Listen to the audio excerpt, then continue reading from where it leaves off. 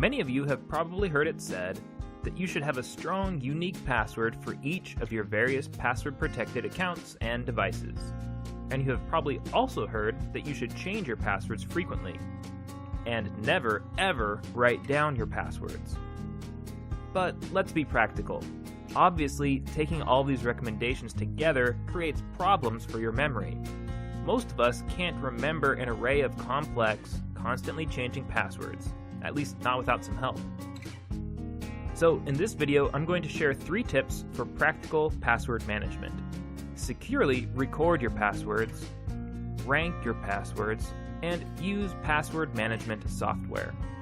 Password management tip number 1 is to securely record your passwords. You may have heard before that you should never write your passwords down. To that, I say never say never. It's okay to record your passwords, you should just be thoughtful and secure about it. Of course, it's not secure to write your password down on a sticky note that you keep near your desk. And because computers are easy to search, it's not usually secure to keep your passwords in a simple computer folder. So if you write your passwords down, consider using a pen and paper rather than writing them on a document on your computer. And keep them in a secret, secure place. Just in case your password log is compromised, you should be sneaky about the way that you write them down. Don't label them as passwords. And don't clearly label which passwords go to which accounts. Whenever possible, use some kind of keyword or code that only you will understand. In this example, I've embedded password clues into a phony and somewhat confusing guest list for a party.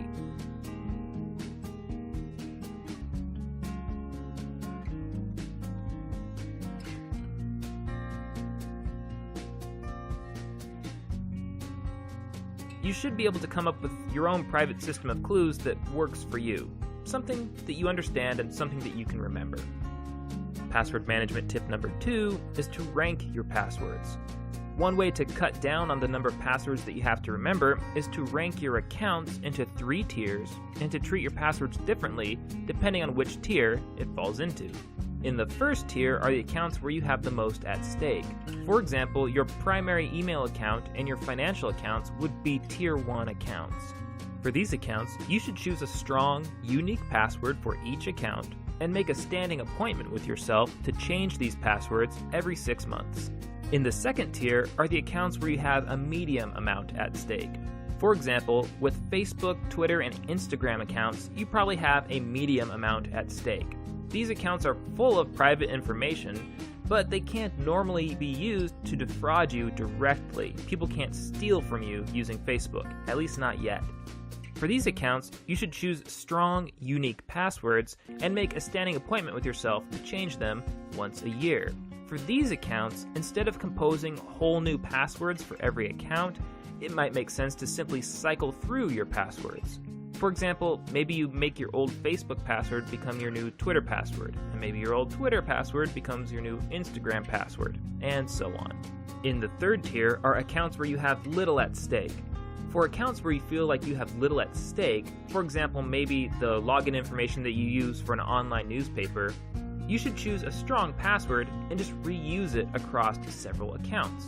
It's not really necessary to change the passwords on these lowest security accounts unless you have reason to believe that one of them has been compromised. If you think that an account has been compromised, you should change the password and also change the answers to any of your security questions that are associated with that account.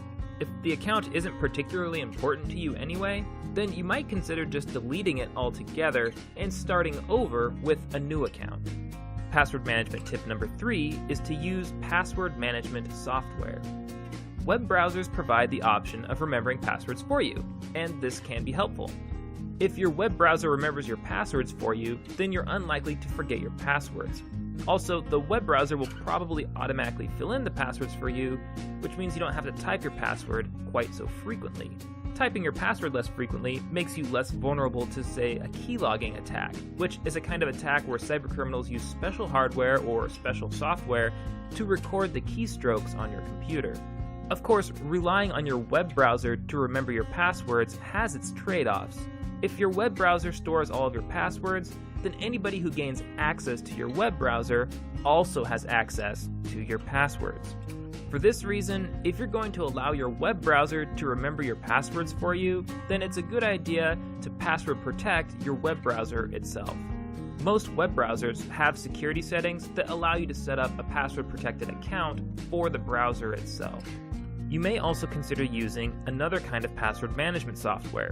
For example, the Firefox add-on Lastpass will generate strong passwords and remember them for you.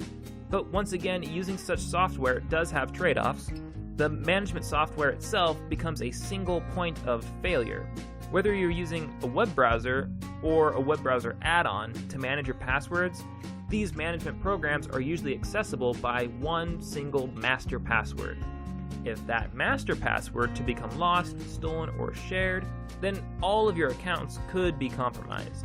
Many security experts recommend that people use password management software, and so it is a good idea, but you still have to be very careful with your master password. Okay, that's all I have for you for now concerning password management. We've covered 3 tips in this video: to securely record your passwords, to rank your passwords, and to use password management software. I hope these 3 tips help you to find a password management strategy that works well for you. In the next video, we're going to begin learning about email and some of the security issues that come with it.